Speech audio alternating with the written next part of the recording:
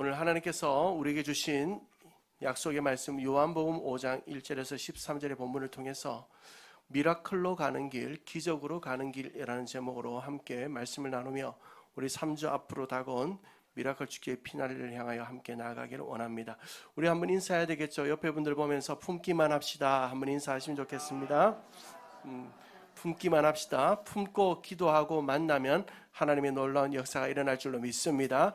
복도에 보니까 우리 이제 이번 주에 태신자 보두판이 만들어졌습니다. 133명의 태신자를 작정했는데 미라클 축제가 끝날 때까지 계속 태신자를 품고 기도해 주시고, 여러분이 볼 때마다 손 대고 좀 기도해 주세요. 저도 이번 주에 부착하자마자 우리 교육자들하고 함께 손을 대고 기도했거든요. 여러분이 오늘 또 꼭 나가면서 꼭 손 대고 기도해 주시면 좋겠습니다.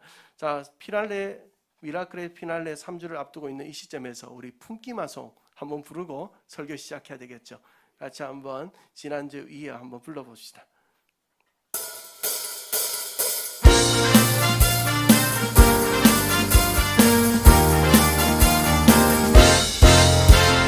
처음 그 사람 낯설어도 마음에 담고 기도해봐. 어느새 하나님 역사하셔 그 사랑이 전해져. 처음 본 그 사람 낯설어도 마음에 담고 기도해봐. 어느새 하나님 역사하셔 그 사랑이 전해져.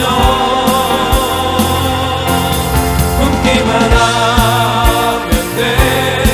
기도만 하면 돼. 만나기만 하면 돼. 하나님이 하셔. 품기만 하면 돼. 기도만 하면 돼.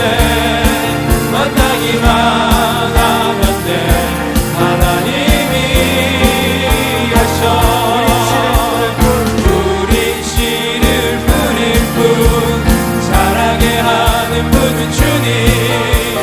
주저 말고 나가가 그 이름으로 담대하게 나가자. 우린 씨를 뿌릴 뿐 사랑해 하는 분은 주님. 주저 말고 나가가 그 이름으로 담대하게 나가자. 품기만 하면 돼. 기도만 하면 돼. 만나기만 하면 돼. 하나님이 하셔. 품기만 하면 돼. 기도만 하면 돼. 만나기만 하면 돼. 하나님이 하셔. 우리가 이 전도는요, 한 공동체에서 함께하는 영적 전쟁이에요. 그래서 우리 모두가 모든 식구들이 함께 한 마음으로 기도하며 나아갈 때, 전진해 갈 때, 비록 내가 태신자 이번에 없을 수도 있죠. 그렇지만 기도하며 함께 나아갈 때 나는 기도만 했는데 하나님께서 또 다른 생명에게, 또 다른 영혼에게, 우리 목장 식구들에게 생명을 붙이시는 역사 주실 줄로 믿습니다. 우리 함께 이렇게 나가면 좋겠어요. 여러분, 인류의 최초의 인간이 누구죠? 아담입니다. 아담. 그래서 아담이요, 한날은 하와를 만났을 때, 아담이 하와를 만났을 때 처음으로 했던 말이 있다고 합니다. 여러분 뭔지 아세요? 하와유 했대요. 하와유. 오늘은 그래도 조금 먹혔는 것 같아요. 하와유. 그래서 인류 역사학자들이 아담을 보고 충청도 사람이 아니었을까라고 그냥 추측했다는 믿거나 말거나 얘기가 있어요. 왜냐하면 충청도 사람들 유 잘하잖아요. 유. 그래서 이렇게 얘기하잖아요. 밥 먹었어요. 어디 가요? 이래 하잖아요.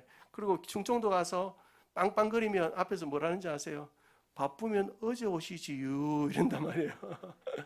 유 잘한단 말이에요. 그래서 하와유 했단 말이에요. 근데 우리가 영어로 이제 하와유 하면 외국 가서 제가 이제 외국에 있을 때도 살 때도 보면 아침 되면 얼굴만 조금만 알아도 굿모닝 하고 이제 하와유 하거든요. 그게 뭐 꼭 굳이 당신 기분이 어때요? 이런 표현이라기보다는 그냥 안녕하세요, 우리나라로 안녕하세요 이런 의미거든요. 그런 의미에서 오늘 아침에 저는 우리 성도님들에게 한번 인사하고 싶어요. How are you? 그리고 안녕하세요. 여러분 안녕하십니까? 요즘 안녕이라는 뜻이 아무 탈 없이 편안함을 누린다 이런 의미잖아요. 정말 우리가 아무 탈 없이 편안함을 누리는 것, 이게 정말 큰 축복이잖아요. 평범한 일상을 사는 것. 그런데 그 축복이 어디로부터 오는가? 하나님께로부터 오는 줄로 믿습니다. 하나님의 그 날개 안에서 우리를 보호하시고 인도하시고 함께 하시고 은혜 베푸실 때 우리는 안녕한 삶을 살게 될 줄로 믿습니다. 그러한 은혜가 명절을 앞둔 우리 모든 성도님들에게 있게 되기를 주님의 이름으로 축원합니다. 자, 그런데 오늘은 이 안녕이 깨어진 현장, 삶이 무너진 채 기적과 치유를 기다리는 사람들이 모여있던 현장, 바로 베데스다라는 장소에서 일어난 놀라운 기적의 스토리를 하나 함께 살펴보려고 합니다.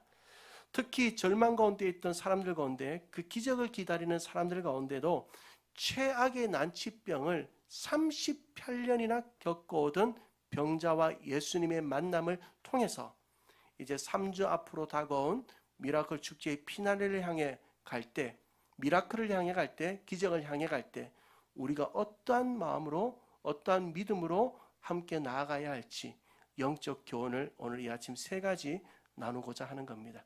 미라클로 가는 길, 기적으로 가는 길, 우리가 배워야 될 영적 레슨. 그 첫 번째는 바로 구원의 기적을 스스로 얻을 수 있는 사람은 없다는 겁니다. 구원의 기적을 스스로 얻을 수 있는 사람은 누구도 없다는 사실입니다. 사랑하는 성도 여러분, 오늘 본문 우리가 2절을 보면 이 사건이, 이 기적이 일어나는 장소의 장소명이 뭐냐면 베데스다입니다. 베데스다. 아마 교회를 오래 다니신 분들은 이 베데스다라는 연못에 관련된 이야기를 많이 알 거예요. 그런데 교회를 최근에 오신 분들 괜찮아요. 베데스다가 무슨 뜻인가 하면 베이트, 집, 그리고 헤세드, 자비, 능력, 성실, 사랑, 긍휼, 좋은 뜻은 여기 다 있죠. 그래서 베이트라는 집이라는 히브리어와 헤세드라는 이 단어가 합쳐진 곳, 그것이 바로 베데스다입니다. 베데스다. 그러니까 얼마나 좋은 장소의 이름이에요. 여러분 앞으로 한번 사업을 할 일이 있으면 이 이름 한번 사용해 보는 것도 좋지 않겠나 생각해요. 그런데 여기에 보면 5 행각이 있었다. 여러분 2절을 보시면 예루살렘에 있는 양문 곁에 히브리 말로 베데스다라는 못이 있는데 거기에 5 행각이 있었다. 5. 이 5라는 숫자도 히브리 숫자인 5라는 것은 사람들에게, 당시 사람들에게 희망의 숫자입니다. 우리로 따지면 럭키 7 이런 것처럼 5라는 것은 자비, 긍휼을 상징하는 숫자입니다. 그러니까 베이트, 집, 자비의 집, 긍휼의 집, 은혜의 집, 능력의 집에 5 행각, 희망의 장소가 있었다. 그러니까 얼마나 이 장소는 희망의 장소요, 능력의 장소요, 기적의 장소라는 상징적인 의미를 갖고 있느냐는 거예요. 그런데다가 여기에서 내려오는 전설이 하나 있습니다. 전설 따라 산만리 내려오는 전설이 하나 있는데 뭐냐면은 여기에 물이 가끔씩 움직인다는 거예요. 우리로 따지면 간헐천이라고 하죠. 그것을 보고 규칙적이든 불규칙적이든 어떤 용암이 온천수가 끓어서 움직이는 것처럼 간헐천인데, 그 간헐천이었던 베데스다가 움직일 때는 왜 움직이는가? 사람들이 이렇게 믿고 있었어요. 천사가 내려와서 그 물을 움직인다. 그러니까 천사가 내려와서 그 물을 움직이면 누구든지 가장 먼저 들어가는 사람은 어떤 병이라도 나을 수 있다라는 전설까지도 있었던 장소, 그것이 바로 베데스다입니다. 은혜의 집, 자비의 집, 긍휼의 집이요 5 행각이 있어서 그 자비와 긍휼을 극대화시키고 또한 희망의 전설이 내려오는 이 장소. 그런데 여러분, 이 장소에 모여든 사람들의 모습을 보면 이 장소와는 너무 역설적이고 절망스러운 모습이 아닐 수 없습니다. 여러분 3절을 한번 보시겠습니까? 3절을 보시면서 우리 같이 한번 읽어봅시다. 시작. 그 안에 많은 병자, 맹인, 다리 저는 사람, 혈기 마른 사람들이 누워 물의 움직임을 기다리니. 자, 물의 움직임을 기다리는 사람, 그 사람들이 누구예요? 병자, 다리 저는 사람, 앞을 보지 못하는 사람, 혈기 마른 사람, 이런 사람들이란 말이에요. 이 사람들의 공통점이 뭘까요? 이 사람들의 공통점, 그건 바로 스스로는 나을 수 없는 사람이라는 거예요. 스스로 나을 수 있으면 여기 왜 왔어요? 스스로는 나을 수 없는 사람들이 지금 베데스다에 모여 있습니다. 그런데 그렇게 스스로 나을 수 없는 사람 중에 가장 대표적인 인물이 누구냐면 바로 5절에 나오는 사람인데, 거기 38해 된 누가 있더라? 병자가 있더라. 38년 동안 이름도 모르는 한 사람, 병을 앓고 오던 한 사람이 거기에도 있더라는 거예요. 여러분, 이 38이라는 의미, 조금 있다가 우리가 좀 더 구체적으로 말씀을 연결해서 우리가 이 의미를 살펴보겠지만, 이 38이라는 숫자는 한국 사람은 참 좋아하죠. 한국 사람은 참 좋아합니다. 강무한 집사님 잘 알 것 같아요. 38 하면 우리 남자들은 뭐가 제일 먼저 생각납니까? 38? 광땡 생각납니다. 그래서 한국 사람은 잘 알아요. 그런데 이스라엘의 백성에게 38은 뭐냐면 절망의 숫자예요. 왜냐하면 이스라엘의 백성이 광야에서 광야의 길을 걸어갔던 시간이 38년이거든요. 그러니까 그 광야의 시간의 절망의 기간을 38년이라고 할 때 그들에게 있어서 이 38은 결코 좋지 못한 숫자란 말이에요. 근데 38년 동안 지독한 질병을 알아옵니다. 걷지도 못합니다. 육체적인 고통이 있습니다. 여러분, 무엇 때문에 이 사람이 병이 걸렸는지는 모르지만 여러분 생각해 보십시오. 감기만 일주일, 2주일만 가도 협통스럽습니다. 기침 나는 거요. 예배 시간에 기침하시는 분들 계신데 하셔도 괜찮아요. 얼마나 본인은 스스로 힘드시겠어요. 근데 그 기침이 멎지 않고 2달, 석 달, 넉 달, 5달 간다 생각해 보세요. 참 고통스럽습니다. 그런데 38년 동안 단순한 기침 정도가 아니라 극심한 일어나지도 못하고 걷지도 못하고 누워만 있어야 되는 질병을 앓고 있으니 이 사람 얼마나 큰 고통을 당했겠냐는 거예요.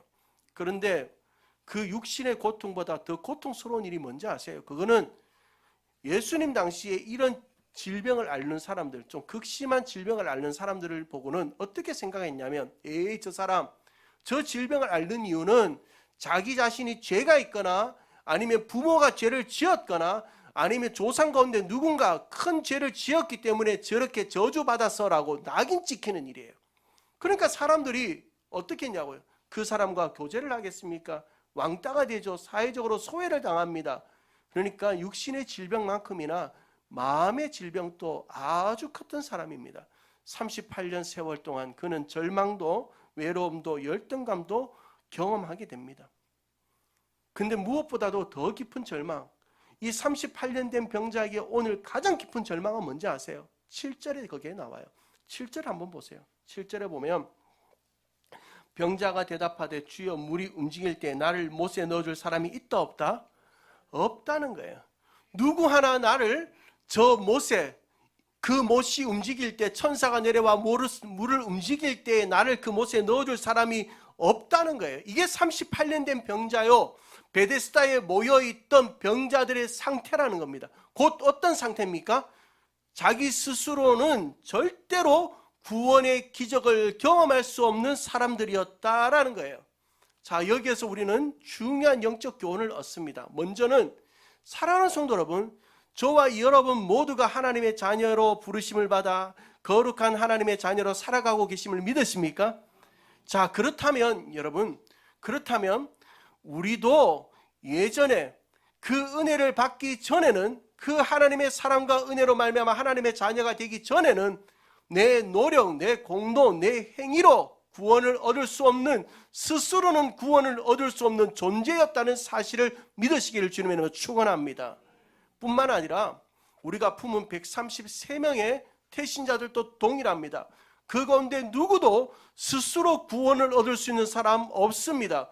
그들이 어떤 노력을 하든 어떤 지식을 가지든 어떤 선한 행위를 하든 스스로 구원을 얻을 수 없는 인생, 그들이 우리가 품은 133명의 태신자들이라는 거예요. 인간은 참 위대한 존재죠. 어떤 면에서는 참 위대합니다. 그런데도 불구하고 인간은 참 연약합니다. 그래서 파스칼이라는 사람은 영광의 존재이지만, 인간은 영광의 존재이지만 동시에 가장 비참한 존재다라고 얘기합니다. 뿐만 아니라 사도 바울은 로마서 5장 6절에서 이렇게 말씀합니다.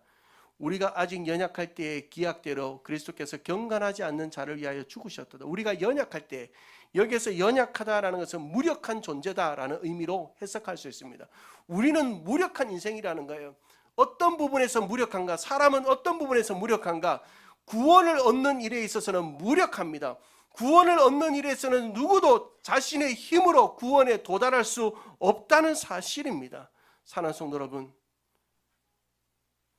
오늘 우리 주위에 이런 38년 된 병자의 그 고통과 베데스다 연못에 모인 수많은 사람들의 그 고통으로 살아가는 자들이 많다는 사실을 여러분 우리는 잊어서는 안 됩니다. 스스로 구원을 얻을 수 없는 자들, 그들은 38년 된 병자처럼 애타게 소리칩니다. 38년 된 병자처럼 절규합니다. 뭐냐면 나를 저 못에 넣어줄 사람이 없다. 나에게 구원의 기쁨을, 구원의 기적을 주실 사람이 없다. 내 인생의 참된 기쁨, 만족을 선물할 사람이 없다. 나를 이 사망의 몸에서, 이 죄악의 길에서 나를 구원해 줄 사람이 없다라고 38년 된 병자가 소리치는 것처럼 이 시대에 우리의 주위에 수많은 사람들이 그렇게 소리 지르고 있다는 사실을, 스스로 구원을 얻을 수 없는 인생들이 소리치고 있다는 그 사실을 잊지 않고 그들의 소리를 듣는 은혜가 있게 되기를 주님의 이름으로 축원합니다.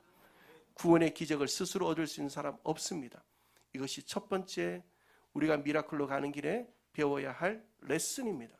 그렇다면 두 번째 레슨은 뭘까요? 그것은 바로 구원의 기적은 예수 그리스도로 얻을 수 있다는 겁니다. 구원의 기적을 예수 그리스도로 얻을 수 있다는 겁니다. 자, 오늘 여러분 이 38년 된 병자, 구원의 기적을 스스로 얻을 수 없었던 38년 된 병자에게 예수님이 찾아오십니다. 그리고 그분이 하시는 말과 행동, 6절을 같이 한번 읽어봅시다. 6절 시작. 예수께서 그 누운 것을 보시고 병이 벌써 오래된 줄 아시고 이르시되 내가 낫고자 하느냐. 자, 여러분 보십시오. 주님께서 내가 낫고자 하는 말씀을 하기 전에 그 38년 된 병자에게 오셔서 그 누운 것을 뭐 하셨다고 했습니까? 먼저 보시고 성경을 보세요. 뭐 하시고? 보시고. 그 다음에 그 병이 오래된 줄 뭐 하시고? 아시고. 사랑하는 성도 여러분, 성경에서 누웠다라는 표현은 보통 사람이 죽은 것을 의미합니다. 그러니까 이 38년 된 병자는 여러분 죽어 있는 상태라는 거예요. 여러분 3일만 아파서 누워만 있어 보세요. 꼼짝 안 하고 3일 누워 있으면 남자분들 눈빛에는 그래 좀 누워서 쉬고 싶다 싶죠. 꼼짝 못하고 3일 누워 있어 보세요. 정말 죽을 일입니다. 태안 형제님 좀 그런 힘듦을 겪었죠. 참 미칠 일입니다, 사람. 그런데 38년을 누워 있었어요. 그런데 그의 상처와 그의 아픔을 보시고 그의 아픔과 그의 상처를 아시고, 누가요? 우리 주님이. 자, 그렇다면 우리 주님, 그 주님은 지금도 살아계셔서 우리 성도들을 보시고 우리 성도들을 알고 계신 줄로 믿습니다. 우리 예수님은 우리의 내면의 깊은 고민을 보시고 아십니다. 우리 예수님은 우리가 어떤 고난 가운데 지금 있는지를 보고 계시고 알고 계십니다. 예수님은 우리가 무엇을 위해 눈물로 기도하고 있는지 보시고 알고 계십니다. 또한 우리가 내뱉는 깊은 한숨 속에 그 깊은 한숨이 어떤 의미인지 보시고 알고 계십니다. 우리의 모든 것을 보시고 알고 계신 그분께서 우리의 삶에 놀라운 역사를 주실 줄로 믿고 믿음으로 나아가시는 우리 모든 성도님들 되기를 주님의 이름으로 축원합니다.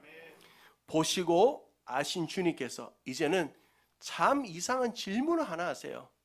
오늘 6절에 보니까 내가 낫고자 하느냐, 내가 낫고자 하느냐, 참 이해되지 않는 질문이잖아요. 38년 동안 누워 있었던 환자에게 내가 낫고자 하느냐, 어디 사람 약 올리는 것도 아니고 38년 된 병자에게 낫고자 하느냐, 그러면 이게 그 38년 된 병자의 믿음을 테스트하는 질문인가? 오늘 이 질문은 여러 가지 상담학적으로도 또한 내적 치유 관점에서도 또한 여러 가지 해석과 적용을 할 수 있는 질문이지만 오늘은 저는 이 질문에 대한 병자의 38년 된 병자의 대답을 가지고 이 질문을 좀 풀어가려고 합니다. 7절을 한번 보실까요? 7절을 우리 조금 전에 읽었지만 우리가 같이 한번 읽어봅시다. 시작. 병자가 대답하되 주여 물이 움직일 때에 나를 못에 넣어주는 사람이 없어 내가 가는 동안에 다른 사람이 먼저 내려가나이다. 자, 여러분 여기 보시면 병자가 이제 내가 낫고자 하느냐 할 때 이런 말을 하는 거예요. 지금 이 본문을 풀어서 얘기하면 지금 당신이 나한테 그 질문을 하는데 자, 여기 한번 보세요. 여기 한번 보십시오. 여기 제가 회복되거나 치료받을 가능성이 보입니까?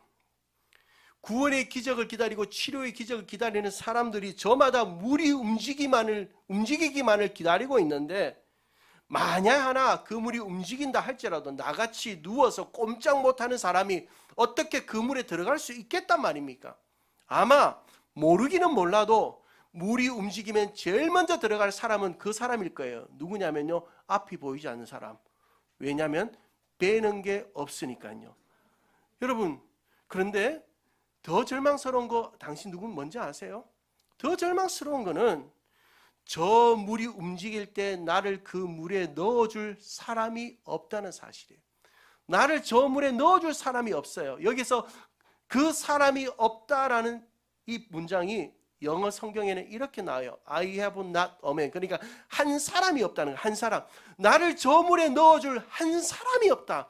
그 한 사람이 그 기적의 물에 나를 넣어줄 그 한 사람이 없다는 거예요. 한 사람이 없다는 거예요. 사랑하는 성도들, 우리는 중요한 부분에 우리가 만납니다. 한 사람, 나를 그 기적의 물에 넣어줄 한 사람, 지금 어디에 있습니까? 38년 된 병자 앞에 서 계신 줄로 믿습니다. 예수님이 오셨잖아요. 예수님이 38년 된 병자 앞에 오셨잖아요. 내가 그 한 사람이라는 거예요. 한 사람이 없느냐? 아니야. 아니야. 내가 여기에 있잖아. 내가 여기에 있잖아. 예수님은 그 물에 넣어줄 필요가 있다 없다? 뭘 넣어줄 필요 없어요. 왜냐하면 그분은 기적의 하나님이시요 기적의 주님이시기에 그 물에 넣어줄 필요가 없어요. 그분은 말씀으로 그 영혼을 치료하십니다. 어떻게 치료하십니까? 내 자리를 들고 일어나 걸어가라 말씀하실 때 창조주 되신 그 하나님께서 그 영혼을 일으키시고 38년 동안 누워있었던 그 자리를 툴툴 털고 일어나 슬픔과 상처와 고통과 절망의 순간에서 일어나게 하셨다는 사실을 여러분도 아멘으로 믿는다면 여러분에게도 동일한 은혜가 임할 줄로 믿습니다. 사랑하는 성도 여러분, 그 하나님 우리가 믿고 사는 자들이에요. 뿐만 아니라 예수님은 차후에 이 38년 된 병자를 성전에서 또 만나요. 그리고 나서는 뭐라고 말씀하시는가? 너 내가 고쳤던 그 사람이구나. 38년 된 병자 아시죠? 예수님께서. 그러나 말씀해, 너 더 심한 거 생기지 않도록 다시는 죄를 짓지 마. 더 심한 거 생기지 않도록 죄를 짓지 마. 이 말이 뭐예요? 38년 된 병을 고치시는 치료의 예수님은 영혼을 구원하시는 구원자라는 사실이에요. 사랑하는 성도 여러분, 지금 이 시대에 많은 사람들이 I have not a man, 한 사람이 없다라고 소리 지릅니다. 나를 못에 넣어줄 그 한 사람, 나에게 구원의 기적을 안겨줄 한 사람, 내 인생의 기쁨과 만족을 선물할 한 사람, 나를 이 죄악의 길에서 구원할 한 사람이 없다라고 생각하시는 그 분이 여기에 있다면 사랑하는 성도 여러분, 아닙니다. 그 한 사람이 계십니다. 그 한 사람은 우리를 위하여 이 땅에 오시고 우리를 위하여 죽으신 우리의 구주 예수 그리스도, 그분이 바로 그 한 사람인 줄로 믿으시기를 주님의 이름으로 축원합니다. 그래서 그분을 믿는다면 우리도 38년 동안 누워있었던 그 환자가 일어난 것처럼 우리도 일어나게 될 것입니다. 죄악의 자리에서, 고통의 자리에서, 눈물의 자리에서, 아픔의 자리에서 우리도 일어나게 될 줄로 믿습니다. 그 한 사람 바로 예수 그리스도를 믿음으로 구원을 얻고 그 한 사람 예수 그리스도를 믿음으로 기적의 주인공이 되는 우리 은혜인들 되기를 주님의 이름으로 축원합니다. 자, 여러분, 그런데 중요한 거 한 가지를 우리가 놓치고 가면 안 되는 게 있어요. 2절을 볼까요? 2절을 다시 보면 예루살렘 있는 곁에 베데스다가 있다고 되어 있어요. 양문 옆에. 여러분 성경에도 양문이 있나요? 이거 없으면 성경 빨리 바꿔야 돼요. 양문 있죠, 양문. 자, 여러분 보십시오. 이 양문이 뭔가 하면 양이 드나드는 문이에요. 양이 드나드는 문. 이 양이라는 것은 그냥 김양, 박양, 이양, 서양이 아니에요. 이 양은 뭐냐면 누군가의 인간의 죄를 위하여 제물로 바쳐질 양들이 드나드는 문이 양문입니다. 자, 그러면 여러분, 우리는 이 문으로 누가 들어오셨습니까? 우리 예수님이 오셔서 이 문을 통해 오셔서 우리를 위하여 십자가에 죽으심으로 그 피로 우리가 구속의 은혜를 얻어 하나님의 자녀가 된 줄로 믿습니다. 우리 배순단 성도님 지난주 저랑 영접 기도했죠? 이 부분 넣고 믿으십니까? 예, 얘가 아멘이에요. 아멘이에요. 여러분, 우리가 이걸 믿는 사람은 하나님의 자녀가 된 줄로 믿습니다. 이것이 가장 큰 기적이에요. 내가 이 사실을 믿을 수 있는 은혜를, 내가 믿은 게 아니라 믿을 수 있는 은혜를 주시고 그 은혜, 나에게 마지막 피 한 방울까지 흘려주신 그 은혜로 말미암아 내가 하나님의 자녀가 되었다. 이것이 가장 큰 기적이요, 가장 큰 놀라운 감사요, 하나님께 영광을 올려드릴 분명한 제목인 줄로 믿습니다. 그 기적의 은총을 받은 여러분들이라면 우리는 그 기적의 은총을 또한 전할 수 있어야 됩니다. 유명한 흑인 오페라 가수인 제시 놀만이라는 사람을 여러분 아시는 분들이 계실 겁니다. 만델라가 남아프리카 공화국 대통령이 된 것을 축하하며 영국 런던에 있는 웸블리 스타디움에서 열린 음악 공연회를 이 제시 놀만이 출연한 적이 있습니다. 그 당시에는 대부분의 출연자들이 락밴드, 락가수들이었습니다. 7만 명이 모인 군중들은 10시간 동안 진행되어지는 그 공연 속에 큰 함성과 흥분으로 모든 가수들과 함께 기뻐하고 감격해야 했습니다. 그러는 가운데 제시 놀만은 마지막 순서에 무대에 오르게 됩니다. 흑인 가수였던 제시 놀만이 마지막 순서의 무대에 오를 때 많은 사람들의 스포트라이트와 조명의 스포트라이트를 받게 됩니다. 그리고 제시 놀만은 올라갑니다. 사람들 대부분 락밴드들은 올라오자마자 사운드 체크링하고 강력한 사운드로 음악을 만들어내는데 제시 놀만은 오자마자 무대 위에서 가만히 두 손을 모으고 기도하는 겁니다. 아무 얘기도 하지 않고 정막이 흘렀죠.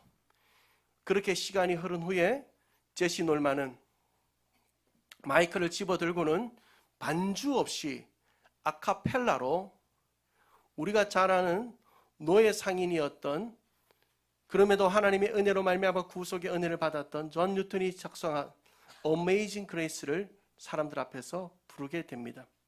나 같은 죄인 살리신 주의 은혜에 놀라와 잃었던 생명 찾았고 광명을 얻었네.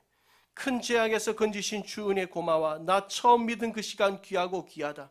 1절을 부르고 2절을 부른 후에 장내는 숨소리 하나 들리지 않도록 조용해졌습니다. 그리고 3절이 시작되자 여기저기에서 사람들은 이 찬송을 따라 노래하기 시작했습니다. 3절을 우리 같이 불러볼까요? 이제껏 내가 산 것도 주님의 은혜라.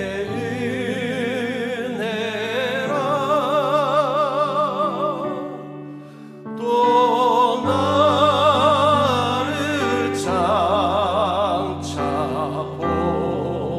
본향에 인도해 주시. 거기서 우리 영혼이 주님의 은혜로, 거기서 우리 영혼이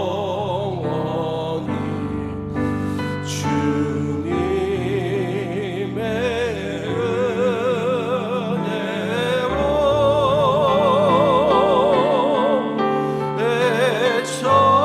애처럼 밝게 살면서 주 찬양하리라.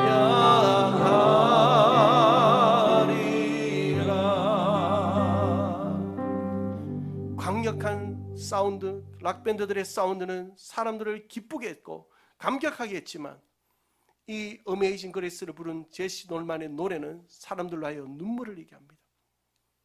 사람들은 한동안 그것을 떠나지 못합니다. 깊은 점막 속에서 침묵 가운데 있게 됩니다. 그 광경을 본 한 기자가 그 광경을 이렇게 보도했다고 합니다. 그날 그곳에 제시 놀만이 노래하는 그 현장에 성령님이 임하셨다고. 그 놀만의 노래 속에 전거된 그리스도의 은혜는 삶에 지치고 상처나고 병든 인생들을 치료했고 그 다음 주일 수많은 사람들의 발걸음을 교회로 향하게 했다고. 사랑하는 성도 여러분, 저와 여러분이 나 같은 죄인을 살리신 은혜를 고백하는 기적의 주인공이 된 줄로 믿으십니까? 우리 인간은 스스로 구원의 기적을 얻을 수 없지만 예수 그리스도를 믿을 때 우리는 구원의 기적을 얻을 수 있고 38년 된 삶의 자리를 박차고 일어나 놀라운 축복의 삶을 살 수 있음을 믿으십니까? 그렇다면 우리는 그것을 선포해야 됩니다. 그것을 말해주어야 합니다. 예수 그리스도를 믿을 때 우리에게, 저와 여러분에게 임한 구원의 역사가 당신에게도 임할 수 있다고, 당신도 그렇게 구원의 역사를, 구원의 기적을 경험할 수 있다고 선포하시는 이 미라클 축제 기간이 될 수 있게 되기를 주님의 이름으로 축원합니다. 마지막 세 번째, 오늘 우리는 한 생명을 살리는 일이 가장 귀한 일임을 오늘 본문의 사건을 통하여 배울 수 있습니다. 자, 여러분, 오늘 우리가 미라클로 가는 길, 기적으로 가는 길에서 배워야 되는 세 번째 레슨을 위해서 38년이라는 이 숫자의 의미를 조금 밝히고 갈 필요가 있을 것 같습니다.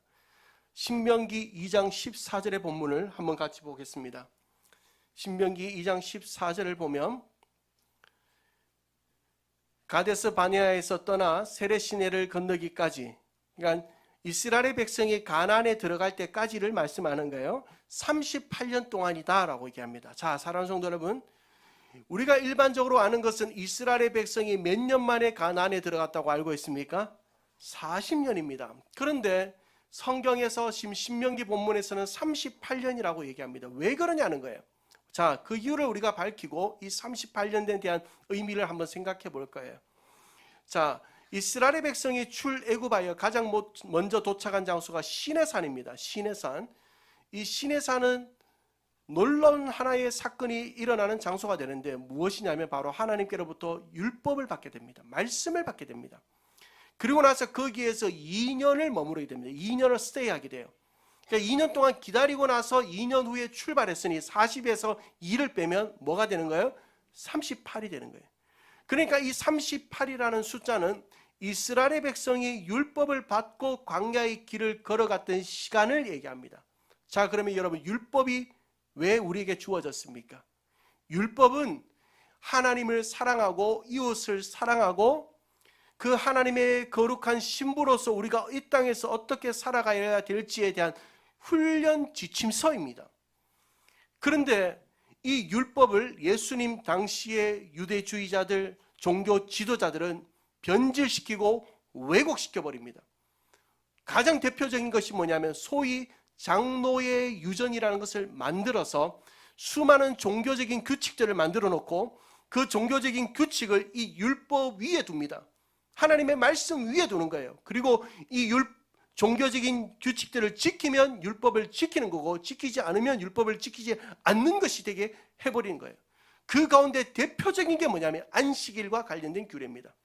그러니까 38이라는 이 숫자는 어떻게 보면 이스라엘의 백성들이 율법을 받아서 광야의 길을 걷던 시간과 함께 지금 율법의 본질은 없어지고 형식만 남은 채 살아가고 있는 유대인들, 종교 지도자들을 고발하는 하나님의 그림 언어이라는 숫자일 수 있다는 사실이에요. 근데 중요한 것은 그들이 만든 규칙 가운데 가장 훼손된 것이 안식일입니다. 안식일. 여러분, 안식이 뭡니까? 안식. 안식은요, 집에서 가만히 누우셔서 그냥 TV 보는 게 안식이 아닙니다. 성경이 말하는 안식이라는 것은 하나님과 나 사이에서 그분의 사랑을 받아 내 영혼이 살아나고 소생케 되어지는 것, 아담과 하와가 그 땅에서 누린 평화를 안식이다라고 얘기합니다. 그래서 우리가 주일날 와서 안식을 누린다라는 것은 왜 몸이 피곤한데 여기 와요? 안식을 누린다는 것은 세상이 줄 수 없는 하늘로부터 내려오는 하나님의 평화와 그 은혜를 누리기 때문에 우리는 안식을 누리는 건 줄로 믿습니다. 자, 그러면 여러분, 이 안식의 날은 뭐 해야 되는 날이에요? 하나님을 만나 생명이 살아나고 생명이 치료되고 생명이 회복되는 일, 그것이 안식일의 본질이요, 안식일의 주인 되신 주님께서 원하는 일이었어요. 그런데 지금 예수님 당시의 유대인들은 무엇에 관심을 갖고 있는지, 어떤 종교적인 잣대로 38년 된 병자의 그 질병의 치유를 대하고 있는지를 함께 보십시다. 자, 여러분 9절을 보면 그 사람이 곧 나와서 자리를 들고 걸어가니라. 성경은 고발하고 있는 거예요. 이 날이 어떤 날이다?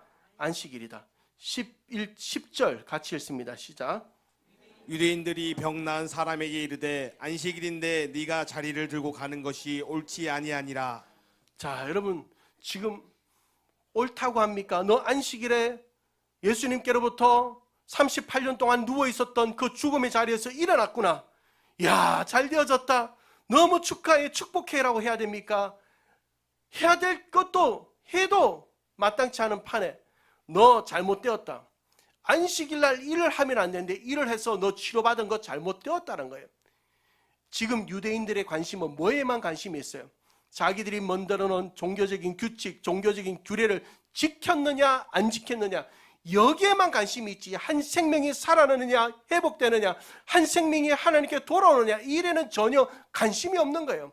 자기 속에는 시퍼렇게 날이 선 칼이 된 종교적인 규칙들은 살아있지만 한 영혼을 사랑하시는 하나님의 아버지의 마음은 죽어 있는 거예요.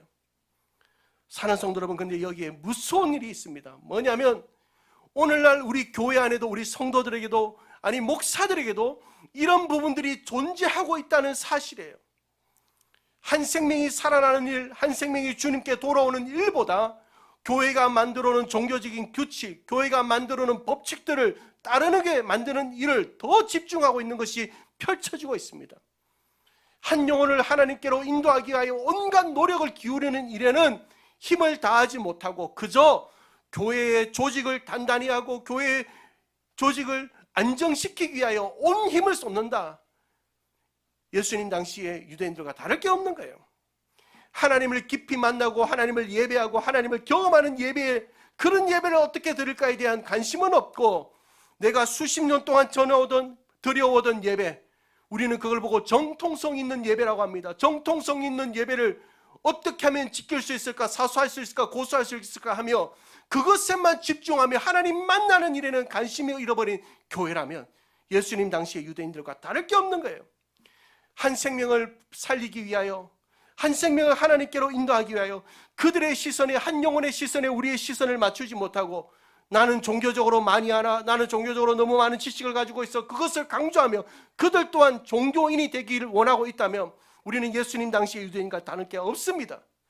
저는 종종 안타까운 일들을 보게 됩니다.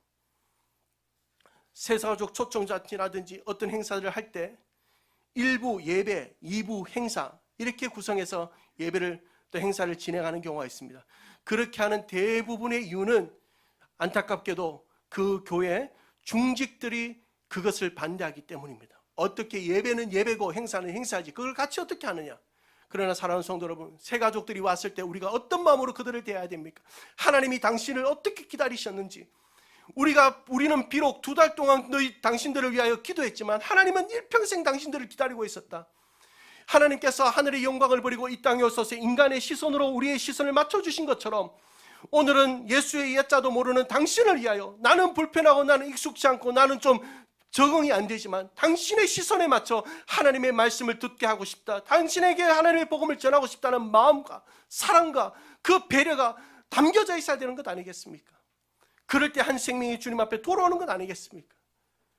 사랑하는 성도 여러분, 우리가 강조하는 모든 종교적인 행위는 결국 하나님을 만나고 한 생명을 살리기 위하여 주어진 하나님의 통로일 뿐인데, 그것이 한 생명과는 전혀 관계없는 우리의 규범이 되고 규칙이 되어 누군가를 교회로부터 떠나게 하는 일이 된다면, 그것은 지금 유대인들이 안식일 날로 어떻게 치료가 받았느냐, 안식일 날 어떻게 생명을 얻었냐라고 얘기하는 유대인들과 다를 것이 없다는 거예요. 이것은 우리의 사역의 현장에도 그대로 드러나야 합니다. 제가 종종 드리는 말씀 가운데 제가 지금까지 했던 신방 중에 제일 기억에 남는 신방이 있습니다. 그것은 바로 한 권사님, 연로하신 권사님, 혼자 사시는 권사님 집에 갔을 때예요. 권사님께 예배 드리고 나서 30분 예배 드리고 하루에 13가정, 14가정, 많게는 18가정 신방을 해야 되니까 새벽부터 움직여도 시간이 없어요. 30분, 딱 30분인데 그 신방을 마치고 일어나려고 할 때 권사님께 묻혔습니다. 권사님, 제가 또 언제 올지 모르는데 권사님 저한테 부탁하고 싶은 거 뭐 있으면 한 가지 해보세요. 권사님 말씀합니다. 목사님 저는 외로워요. 그래서 매일마다 혼자 그림 맞추는 거, 하트로 그림 맞추는 거 하는데 목사님 오셨는데 시간이 되면 저는 고스톱 한 판 쳐주세요. 이러는 거예요.